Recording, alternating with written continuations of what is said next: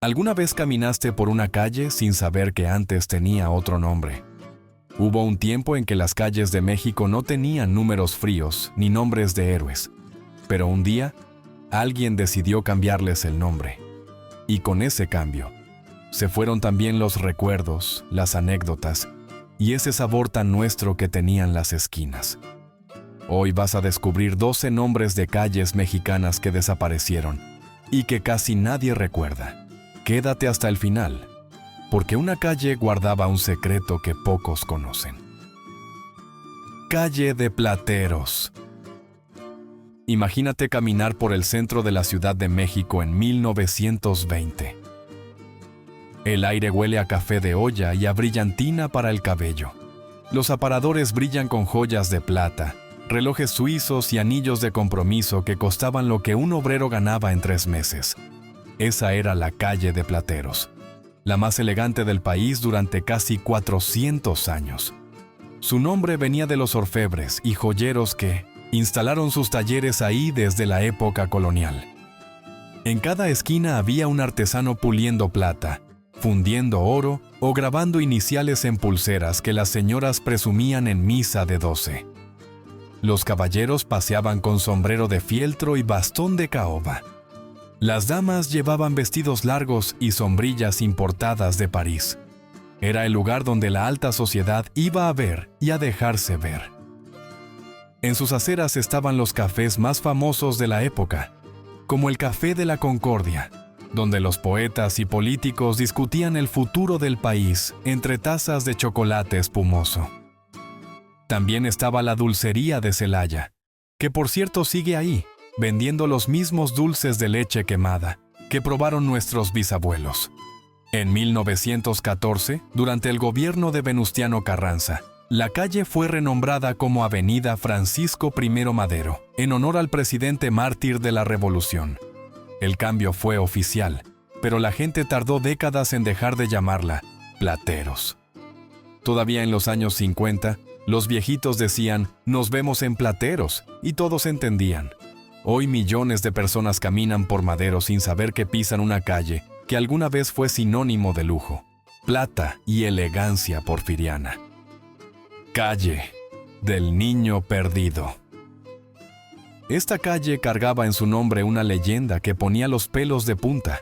Dicen que en la época colonial, un niño desapareció en esa zona y nunca fue encontrado. Algunos aseguraban que por las noches se escuchaba el llanto de un pequeño buscando a su madre. La calle del Niño Perdido atravesaba el corazón de la ciudad, desde la Alameda hasta el rumbo de San Juan. Era una arteria llena de vida, con puestos de comida, talleres de zapateros y vecindades donde cabían 20 familias en un solo patio. Por ahí pasaban los tranvías amarillos que conectaban el centro con los barrios populares. Los pregoneros anunciaban tamales oaxaqueños, agua de chía y el periódico del día. Las señoras regateaban el precio de las telas, mientras los niños jugaban a las canicas en las banquetas disparejas. En los años 30, la calle era famosa por sus cantinas donde los albañiles y obreros terminaban la jornada con un tequila y una canción de José Alfredo. También había pulquerías con nombres graciosos como La Gloria de Juan Silvetti o Aquí me quedo. Todo cambió cuando el gobierno decidió modernizar la ciudad. En 1979, la calle fue tragada por el eje central Lázaro Cárdenas, esa avenida enorme que partió el centro en dos. De un día para otro, el Niño Perdido dejó de existir en los mapas. Las vecindades fueron demolidas, los comercios reubicados, y el nombre quedó solo en la memoria de quienes lo caminaron. Hoy, hay una estación del metro que conserva el nombre, pero pocos saben la leyenda que lo originó. Calzada de la Piedad. Hubo un tiempo en que esta calzada era el camino que llevaba a uno de los santuarios más queridos de la ciudad. La iglesia de Nuestra Señora de la Piedad estaba al final de esa vía, rodeada de campos verdes y haciendas lecheras. La gente peregrinaba por ahí cada 12 de diciembre, mezclando devoción guadalupana con el cariño a la Virgen de la Piedad. La calzada era ancha, arbolada y tranquila. A sus costados había casonas con jardines enormes donde las familias acomodadas pasaban los fines de semana. Por las tardes, las parejas paseaban en carruajes tirados por caballos, alejándose del bullicio del centro.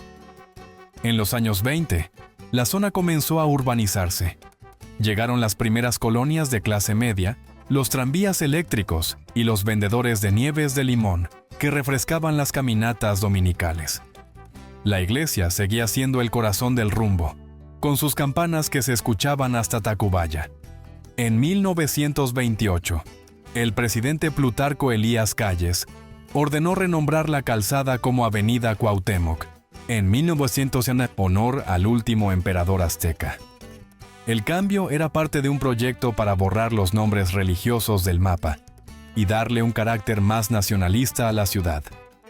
La Piedad desapareció de los letreros, pero no de la memoria popular. Durante décadas, los taxistas viejos seguían diciendo, "Lo llevo por la Piedad", y los pasajeros entendían perfectamente. Hoy la avenida es un caos de tráfico y comercios, pero si caminas despacio, todavía puedes imaginar aquellos carruajes y aquellas campanas. Calle del Espíritu Santo. Este nombre suena a misterio, a incienso y a secretos coloniales. Y es que la calle del Espíritu Santo estaba justo al lado de un convento de monjas que llevaba el mismo nombre. Por ahí pasaban las procesiones de Semana Santa, con sus cristos sangrantes y sus cánticos que hacían llorar a las abuelas. La calle era angosta, empedrada y siempre fresca por la sombra de los edificios altos. En sus esquinas había boticas que vendían remedios para el empacho, aguas milagrosas y pomadas para el reuma. También había imprentas donde se hacían las estampitas de santos que la gente guardaba en sus misales. Durante el Porfiriato, la calle se llenó de librerías y papelerías. Los estudiantes de la Escuela Nacional Preparatoria pasaban por ahí comprando cuadernos de pasta dura, plumas fuente y tinteros de cristal. Era el rumbo de los intelectuales, los poetas modernistas y los periodistas que escribían en los diarios de la época. El nombre cambió a Isabel la Católica en algún momento del siglo XIX, como homenaje a la reina española que financió el viaje de Cristóbal Colón. Fue un cambio discreto, sin ceremonias ni decretos rimbombantes. Simplemente, un día los letreros amanecieron diferentes y la gente tuvo que acostumbrarse. Hoy, la calle sigue siendo un corredor de librerías de viejo y papelerías tradicionales. Si entras a alguna de esas tiendas, con su olor a papel amarillento y sus estantes polvorientos, puedes sentir que el Espíritu Santo nunca se fue del todo. Calle de Vergara. No te dejes engañar por el nombre. Vergara no era un insulto ni una referencia a la pena ajena.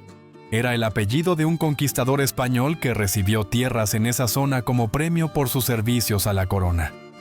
La calle de Vergara fue durante siglos una de las más transitadas del centro. Por ahí pasaban las carretas cargadas de maíz, frijol y chile que abastecían los mercados de la ciudad. También era ruta obligada para los viajeros que llegaban del norte, con sus mulas cansadas y sus historias de caminos peligrosos. En el siglo XVIII, la calle se llenó de mesones y posadas. Eran lugares rústicos pero acogedores, donde los arrieros dormían en catres de madera y cenaban frijoles con tortillas recién hechas. Por las mañanas, el olor a café de olla y a huevos con chorizo despertaba a los huéspedes antes de que saliera el sol. La calle también era famosa por sus talleres de herrería. Los artesanos forjaban herraduras, clavos, aldabas y esas rejas de fierro forjado que todavía adornan las ventanas de las casas viejas. El sonido de los martillos contra el yunque era la música de fondo de aquel rumbo. En algún momento del siglo XIX, la calle fue renombrada como Bolívar, en honor al libertador sudamericano. El cambio reflejaba las ideas republicanas de la época, cuando México quería alejarse de su pasado colonial. Hoy Bolívar es una calle comercial llena de tiendas de electrónica y fondas económicas. Pero si levantas la vista y miras las fachadas antiguas, todavía puedes adivinar dónde estaban los mesones y dónde sonaban aquellos martillos. Calle del Coliseo Viejo. Esta calle debe su nombre olvidado al primer teatro permanente que tuvo la Nueva España. El Coliseo era un edificio de madera donde se presentaban obras de teatro, comedias españolas y hasta corridas de Tino de Soneta Monasterio, toros en sus primeros años. Fue el centro del entretenimiento colonial, el lugar donde la gente iba a reír, a llorar y a olvidarse de sus problemas. La calle que pasaba frente al teatro tomó su nombre y lo conservó durante más de 200 años. Por ahí caminaban los actores, las actrices y esos personajes bohemios que vivían de noche y dormían de día. También era el rumbo de las fondas donde se servía mole, arroz y pulque hasta la madrugada. El Coliseo original se incendió varias veces y fue reconstruido en diferentes ubicaciones.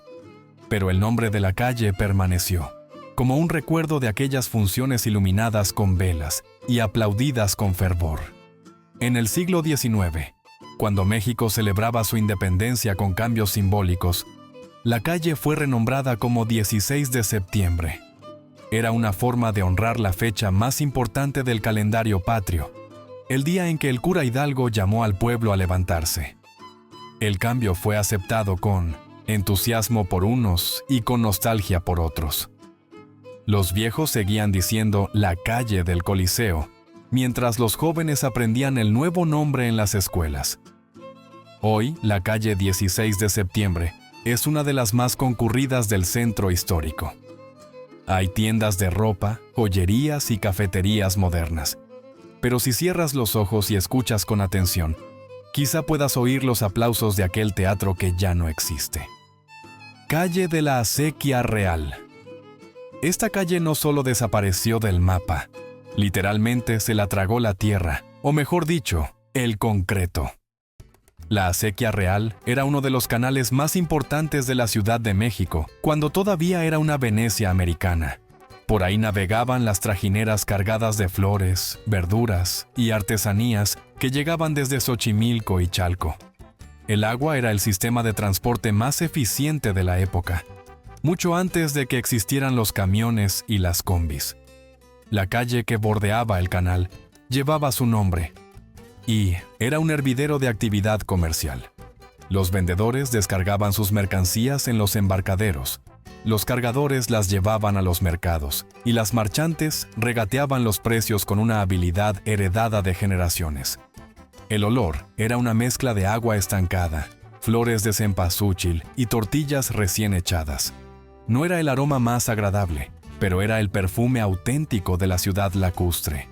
Los niños corrían descalzos por las orillas, apostando quién podía saltar más lejos sin caer al agua verdosa. Las lavanderas tendían sábanas blancas en las azoteas cercanas, mientras los pregoneros anunciaban chayotes, calabazas y esos quelites frescos que las abuelas preparaban con epazote. Por las noches, los faroleros encendían las lámparas de aceite y el canal se llenaba de reflejos anaranjados que parecían bailar con la corriente. Los enamorados paseaban en canoas pequeñas, alejándose del bullicio para robarse besos bajo los puentes de piedra. Había músicos que tocaban guitarras desde las trajineras, cobrando centavos por una canción de amor o un corrido revolucionario. Era un México que vivía con el agua, que respiraba con el agua, que dependía del agua para todo. A finales del siglo XIX y principios del XX, el gobierno decidió entubar los canales. Decían que eran focos de infección, que atraían mosquitos, y que la ciudad moderna necesitaba calles, no ríos. Así fue como la Acequia Real desapareció bajo toneladas de tierra y pavimento. La calle que la bordeaba cambió de nombre varias veces hasta perderse en el trazo urbano. Hoy nadie sabe exactamente dónde corría aquel canal, pero debajo del asfalto sigue estando el agua que un día fue el alma de México. Calle de la Mariscala. Este nombre evoca elegancia, títulos nobiliarios y esa pompa colonial que tanto gustaba a los españoles. La mariscala era la esposa de un mariscal de campo, un rango militar de alta jerarquía que solo ostentaban los más cercanos al virrey. La calle llevaba ese nombre porque ahí vivía una de esas señoras de alcurnia, en una casona con zaguán enorme, patio con fuente y capilla privada. Los vecinos la veían pasar en su carruaje tirado por caballos blancos, con sus vestidos de seda y su mantilla española. Dicen que la mariscala organizaba tertulias donde se servía chocolate espumoso en jícaras de Talavera. Los invitados eran obispos, comerciantes ricos y esos criollos ilustrados que soñaban con la independencia sin atreverse a decirlo en voz alta. En su casa había un salón con espejos venecianos, cortinas de terciopelo rojo y un clavecín que tocaba una monja ciega traída especialmente de Puebla. Los sirvientes usaban libreas bordadas con el escudo familiar y los visitantes debían esperar en un recibidor adornado con pinturas religiosas. El olor de aquella casa era de cera de abeja, agua de rosas y ese incienso que quemaban en la capilla todas las mañanas. La servidumbre murmuraba historias de fantasmas, de amores prohibidos y de tesoros escondidos en el sótano. Con el tiempo, la calle se volvió un corredor comercial importante. Ahí se instalaron los primeros hoteles modernos de la ciudad, con habitaciones que tenían agua corriente y hasta timbres eléctricos para llamar al servicio. También había restaurantes donde se servía comida francesa, porque en aquella época lo europeo era sinónimo de elegancia. La Mariscala fue absorbida por la Avenida Hidalgo, cuando el gobierno decidió ampliar las vías para dar paso a los automóviles. Las casonas fueron demolidas, los hoteles trasladados, y el nombre quedó en el olvido. Hoy esa zona es parte del corredor turístico de la Alameda. Hay museos, parques y edificios de gobierno. Pero donde ahora pasan miles de coches, alguna vez pasó una mariscala presumiendo su carruaje. Calle de San Juan de Letrán. Este nombre es quizá el más recordado de todos los que desaparecieron.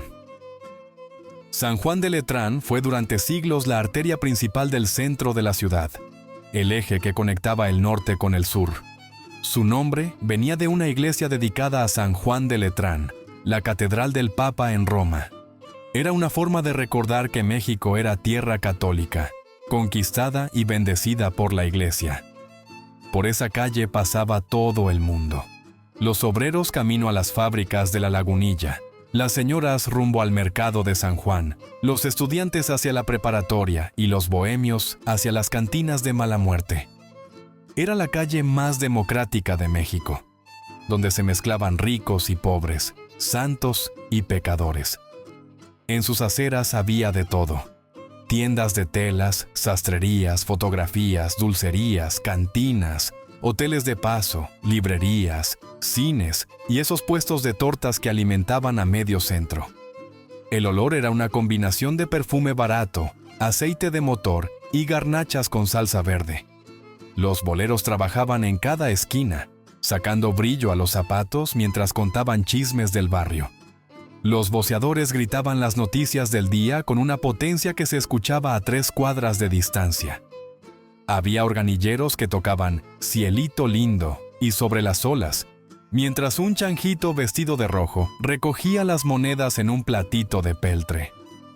Por las noches, los cines se llenaban de parejas que iban a ver películas de Pedro Infante o de María Félix. Las marquesinas iluminadas con focos de colores convertían la calle en un espectáculo de luces y sombras.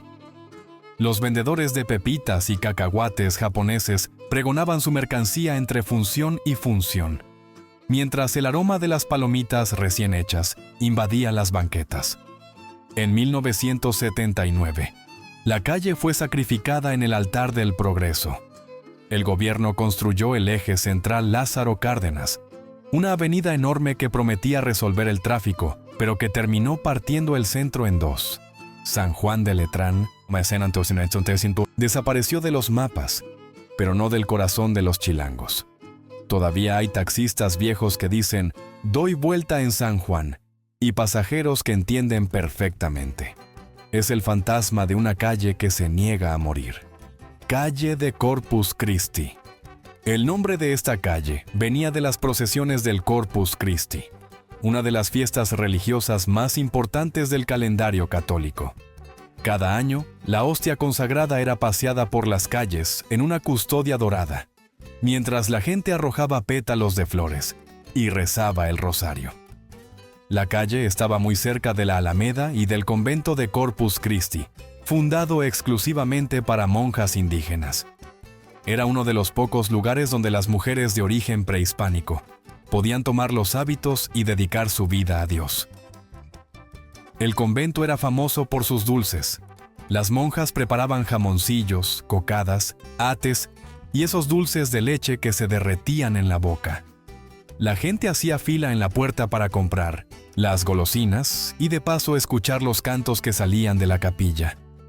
Había un torno de madera en la entrada donde las monjas entregaban los dulces sin dejarse ver. Una mano morena asomaba apenas, recibía las monedas y devolvía paquetitos envueltos en papel de China. Los niños se quedaban hipnotizados tratando de adivinar cómo eran esas mujeres que vivían encerradas para siempre. Las campanas del convento marcaban el ritmo del barrio, llamando a misa de 6, a vísperas y al ángelus del mediodía. Los vendedores de flores instalaban sus puestos cerca de la entrada, ofreciendo ramos de nardos y alcatraces para las novias que iban a casarse. Por las tardes, los ancianos se sentaban en las bancas cercanas a rezar el rosario y a recordar tiempos mejores. La calle era tranquila, sombreada por árboles frondosos y frecuentada por familias que paseaban después de misa. Los domingos olía a incienso, a flores y a los elotes asados que vendían en la esquina. Con las reformas urbanas del siglo XX, la calle fue renombrada y absorbida por vialidades más grandes. El convento fue convertido en museo, y los dulces de las monjas pasaron a la historia. Hoy quedan algunos vestigios del edificio original, pero el nombre de Corpus Christi solo vive en los libros de historia y en la memoria de quienes alguna vez caminaron por ahí. Calle del Factor. El factor era uno de los funcionarios más poderosos de la Nueva España. Era el encargado de administrar los bienes de la corona, de cobrar impuestos y de asegurarse de que el oro y la plata llegaran a España sin contratiempos. La calle llevaba ese nombre porque ahí vivía uno de esos funcionarios, en una casona que más parecía fortaleza. Tenía muros gruesos, ventanas pequeñas y un portón de madera que necesitaba 3 hombres para abrirlo. Era una calle de poder, de dinero y de intrigas políticas. Por ahí pasaban los comerciantes que querían favores, los mineros que buscaban permisos y los espías que vigilaban a todo el mundo. Se cuenta que el factor guardaba cofres llenos de monedas de oro en una bodega subterránea custodiada día y noche. Los criados juraban haber escuchado el tintineo del metal cuando el amo bajaba a contar su fortuna. Había rumores de pasadizos secretos que conectaban la casa con la catedral, por si algún día había que huir de una revuelta. Los visitantes debían esperar horas en un patio frío antes de ser recibidos en el despacho. El factor usaba peluca empolvada, levita de terciopelo y un bastón con empuñadura de plata que golpeaba contra el piso para imponer autoridad. Su esposa organizaba cenas donde se servían platillos españoles en vajillas de porcelana traídas desde Manila en el galeón de Acapulco. Con el tiempo, la calle se volvió más comercial y menos política. Llegaron las tiendas de abarrotes, las cantinas y esas fondas donde el menú del día costaba lo mismo que un taco de hoy. Factor fue olvidado y su calle se convirtió en territorio del pueblo. En algún momento del siglo XIX, la calle fue renombrada como Allende, en honor al insurgente Ignacio Allende. Era otro cambio republicano para borrar la memoria colonial. Hoy, la calle Allende es conocida por sus tiendas de artículos eléctricos y sus tacos de canasta. Nadie recuerda al factor, pero su fantasma sigue contando monedas en alguna esquina oscura. Calle de la Monterilla. Esta es la última calle de nuestra lista, pero recuerda que te dije que guarda un secreto que pocos conocen, pues es una historia que merece contarse con calma. La Monterilla era el nombre popular de una zona donde abundaban los monteros, esos artesanos que fabricaban monteras para los toreros. Era un oficio especializado que requería años de aprendizaje y manos muy hábiles. La calle era un hervidero de talleres donde se cortaba el terciopelo, se bordaban las lentejuelas y se armaban esas monteras negras que los matadores usaban en las corridas. El olor era de pegamento, tela nueva y ese sudor honesto de los trabajadores.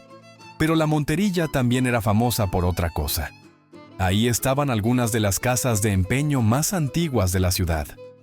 La gente llevaba sus joyas, sus relojes y hasta sus máquinas de coser para conseguir dinero en tiempos difíciles. Los empeñeros eran personajes conocidos en el barrio. Algunos eran generosos y daban plazos largos para recuperar las prendas. Otros eran duros y se quedaban con todo al menor retraso. La calle fue renombrada como 5 de febrero, en honor a la fecha de la Constitución de 1857. El cambio fue parte de ese afán republicano de llenar las calles con fechas patrias y héroes nacionales. Hoy 5 de febrero es una calle comercial como tantas otras. Pero si buscas bien, todavía puedes encontrar alguna casa de empeño vieja, con su letrero desgastado y su mostrador de madera. Y si escuchas con atención, quizá oigas el eco de aquellos monteros cosiendo la gloria de los toreros. Las calles también tienen memoria. Cada nombre que desaparece se lleva consigo historias de amor, de trabajo, de fe y de esperanza. Caminamos todos los días por lugares que alguna vez tuvieron otro nombre, otra vida, otro México. Estas 12 calles ya no existen en los mapas, pero siguen vivas en las películas viejas, en los libros amarillentos y en los recuerdos de quienes las caminaron cuando todavía olían a copal y a tortillas recién hechas. La próxima vez que pases por Madero, por el Eje Central o por Cuauhtémoc, detente un momento. Cierra los ojos e imagina cómo era ese lugar hace 100 años. Quizá puedas escuchar el tranvía, oler el café de olla o ver pasar a una mariscala en su carruaje. Porque las calles no son solo asfalto y concreto, son la piel de la ciudad, el mapa de nuestra memoria y el testimonio de todo lo que fuimos. ¿Conocías alguno de estos nombres olvidados? Comparte este video con quien ame el México de antes y déjanos tu comentario. Si te gustó este viaje por las calles perdidas, dale me gusta y suscríbete para seguir recordando juntos.